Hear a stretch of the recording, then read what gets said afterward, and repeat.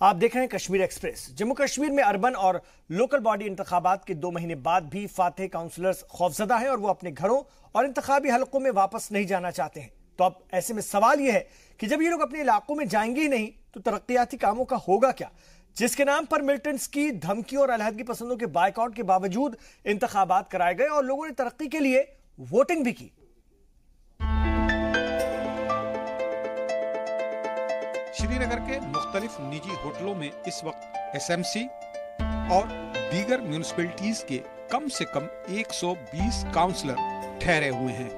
ये सब सरकारी खर्चे पर होटलों के मेहमान बने हुए हैं। रियासत के खजाने को सिर्फ उनके रहने के लिए 1.3 करोड़ रुपए का बिल भेजा गया है। लेकिन बात सिर्फ खर्चे की नहीं है, बात एक खौफ की है, बात खुलकर काम न कर पाने की भी है। जी सलाम ने जब उनमें से कुछ काउंसलर से बातचीत की तो सुनिए उन्होंने क्या कहा।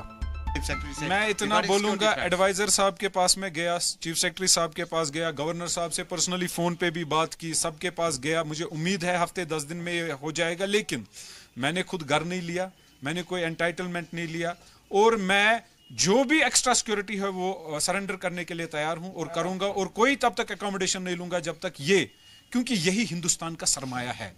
इन्होंने जब सारी पार्टियों ने बाइकाट किया, सारे लोगों ने यहां बोला कि गोली आप लोगों के माथे पर लगेगी, वोट डालने से डरे लोग, तब ये लोग खड़े हुए अपने वार्ड्स में और इंडियन डेमोक्रेसी के लिए ये खड़े हैं। आज अगर इनका ये हाल है, इनकी बेकदरी है, अल्लाह ही हाफिज है। मैं ये बोलूंगा कि हिंदुस्तान का ये सरमाया है। आपके जरिए अपील करना चाहता हूं तमाम बड़े बड़े ओहदेदारों को, गवर्नर साहब को, ऑनरेबल चीफ सेक्रेटरी को, ऑनरेबल होम मिनिस्टर को, इंडिया के जो हैं ऑनरेबल प्राइम मिनिस्टर को, मेहरबानी करके इस सरमाए की कदर कीजिए। ये लोग जो हैं ये तंग आ चुके हैं, बेबस हैं। ये कह रहे हैं कि हमें कोई भी ऐसी इज्जत नहीं है और तनख्वाह भी 6,000 रुपया जो 2000 में दिया गया था वो दिया गया। उसके लिए भी हमने बोला है यार कम से कम at par with state legislator दे दीजिए। मेरी भी पोजीशन ऑकवर्ड हो रही है, मेरी भी मुश्किलात हैं, मैं इनको फेस नहीं कर पा रहा हूं। इन्होंने इलेक्शन बेशक अपने दम पे लड़ा है, अपने बलबूते पे लड़ा है, लेकिन ये मेरी फैमिली है।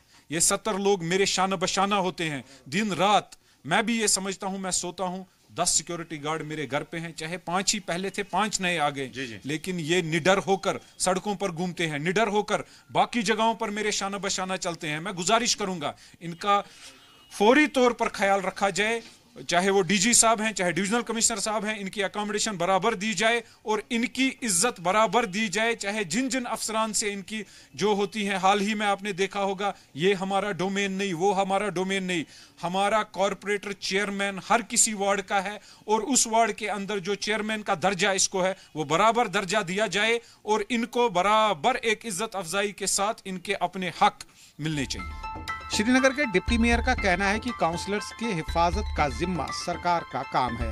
अब रियासत में सदर राज नाफिज हो चुका है।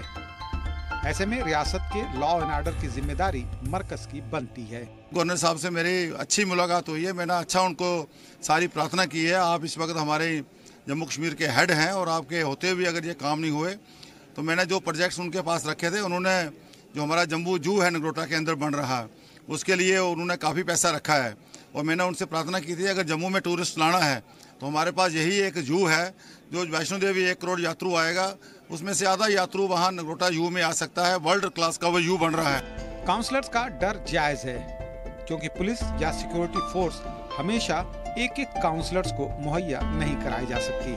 ऐसे में उन पर खतरा हमेशा बना रहेगा, जो मरकजी हुकूमत के लिए एक बड़ा चैलेंज है। जी सलाम के लिए श्रीनगर से सैयद तजम्मुल की रिपोर्ट। वहीं सरपंचों के एक डेलीगेशन ने सिक्योरिटी और दीगर मुद्दों को लेकर वजीर आजम नरेंद्र मोदी से दिल्ली में मुलाकात की। वजीर आजम नरेंद्र मोदी से मुलाकात के दौरान सरपंचों ने अपने मसाइल पीएम के सामने रखे। पीएम ने सभी सरपंचों को मुबारकबाद दी, साथ ही उनके मसाइल के हल के लिए कदम उठाने का भी भरोसा दिलाया।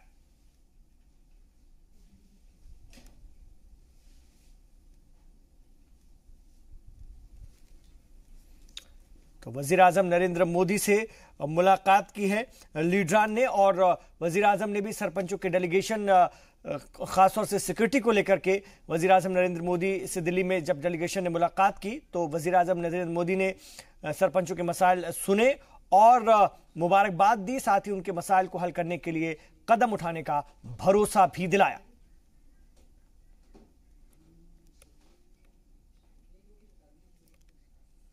तो सभी नौ मुंतखब सरपंचों से मिले वजीर आजम नरेंद्र मोदी। एक डेलीगेशन गया था उनके पास और हर साल की तरह इस साल भी 2 दिनों तक लद्दाख ऑटोनोमस हिल डेवलपमेंट काउंसिल की मीटिंग जारी रही। लेकिन इस साल हुई इस मीटिंग में कई मायनों में यह खास भी रही। इसमें कई नई पहल भी की गई थी।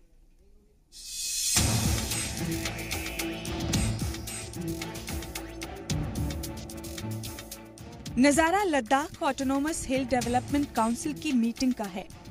इस साल इस मीटिंग को पार्लियामेंट सेशन की शक्ल दी गई है। 2 दिनों के भीतर जितने मुद्दों पर हो सका मीटिंग की गई। एक दूसरे पर इल्जामात का सिलसिला भी चला। इस बार हमने कुछ जनरल काउंसिल मीटिंग में कुछ नया चेंजेस पे लाए हैं जो पहले हमारा नहीं था। क्वेश्चन और सेशन जो हमने जोड़ा, ये एक पार्लियामेंट की प्रोसीजर की हमने फॉलो करने की कोशिश किया, लेकिन हमारा सेशन सिर्फ 2 दिन का ही होता है, तो इसलिए हमें एक घंटे का क्वेश्चन और रखना पड़ा, जिसमें डिपार्टमेंट के काम के अलावा जो लद्दाख से फ्यूचर से रिलेटेड जो हमारा पॉलिटिकल मसलाएँ हैं, जो हमारा एम्प्लॉयमेंट का मसला है, रोजगार का, एजुकेशन का मसला, ये जनरल क्वेश्चन जो है हमने क्वेश्चन आवर में लिया। सभी ऑनरेबल काउंसलर से हमने 5-5 क्वेश्चन इनवाइट किया। अभी सभी 5 काउंसलर ये क्वेश्चंस को हम रिटर्न रिप्लाई भी दे रहे हैं और उसका जो है सप्लीमेंट्री क्वेश्चन एक हम इन्वाइट कर रहा है। इस दौरान तरक्याती कामों से लेकर फाइनेंशियल एक्सपेंडिचर्स पर भी चर्चा हुई। ठीक पार्लियामेंट की ही तरह बरसरे इक्तिदार अपने हलकों में हुए काम के बारे में जानकारी दे रहे थे और ऑपोजिशन के मेंबर नाखुश नजर आ रहे थे। सीईसी जामयांग की माने तो जमीनी सतह पर किए गए वादों का 90% काम कराया जा रहा है। बहुत अच्छा चल रहा है, फ्रूटफुल चल रहा है। और मैं ये कहना चाहूँगा, हाँ, फाइनेंशियल एक्सपेंडिचर को लेके जो वर्किंग सीजन के बीच में जो बिलिंग इंफॉर्मेशन मैनेजमेंट सिस्टम जो बीम का मसला आया, टैक्स का मसला आया, तो ये टेक्निकल जो मसला आया, इसलिए फाइनेंशियल प्रोग्रेस का जो है थोड़ा काम रहा है। लेकिन ग्राउंड पे इसका फिजिकल प्रोग्रेस जो है ऑलमोस्ट 90% कवरेड है। हमारे सभी ऑनरेबल काउंसलर जो है सेटिस्फाइड है। वहीं ऑपोजिशन काउंसलर की माने तो मीटिंग का कुछ आउटकम निकल नहीं रहा है। उनका कहना है कि कई सालों से गिने चुने मुद्दों पर ही चर्चा होती है, किसी की जिम्मेदारी तय नहीं हो रही है।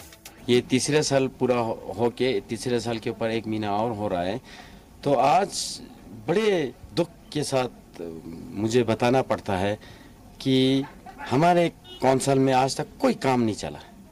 7 रिव्यू मीटिंग हुआ, 3 जनरल काउंसिल हुआ, आउटकम जो है वो नील है, मेरे ख्याल से पूरा नील है।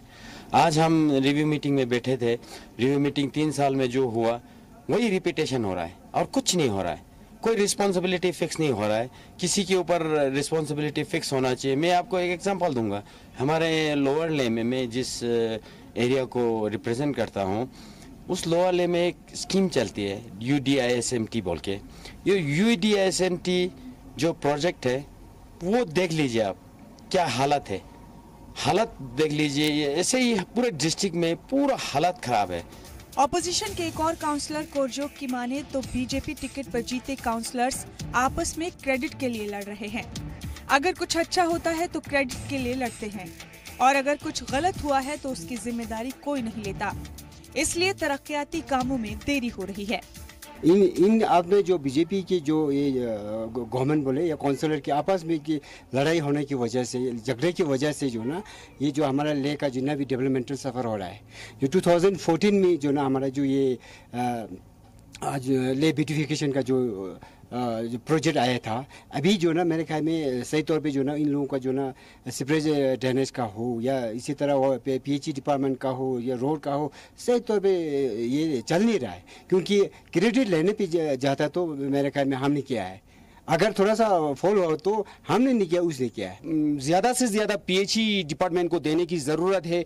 वो सभी पब्लिक जानता है। तो इसमें मैंने एक प्रपोजल सजेशन दिया है, शायद अगर इस तरीके से PHE डिपार्टमेंट में अगर अच्छी तरीके से हम पैसा रखें तो लोगों के हित में और फ़ायदा होगा, ना कि और जहाँ जो ज़रूरत नहीं होगा उनसे ज़्यादा हम प्रायोरिटी PHE डिपार्टमेंट में देने की ज़रूरत है करके मैंने सजेशन दिया है। शायद उसमें आने वाले सालों में उस पर थोड़ा फोकस करेंगे, हम उम्मीद करते हैं। काम कितना हुआ और कितना बाकी है इसका हिसाब लेने के लिए आवाम है, लेकिन अच्छी बात यह है कि मेंबर्स काम को लेकर संजीदा हैं। लेह में खून जमा देने वाली सर्दी के बीच अगर आम लोगों के लिए मीटिंग और उनकी तरक्की के लिए चर्चा हो रही है तो ये जमहूरियत के लिए अच्छा है। ब्यूरो रिपोर्ट, जी सलाम।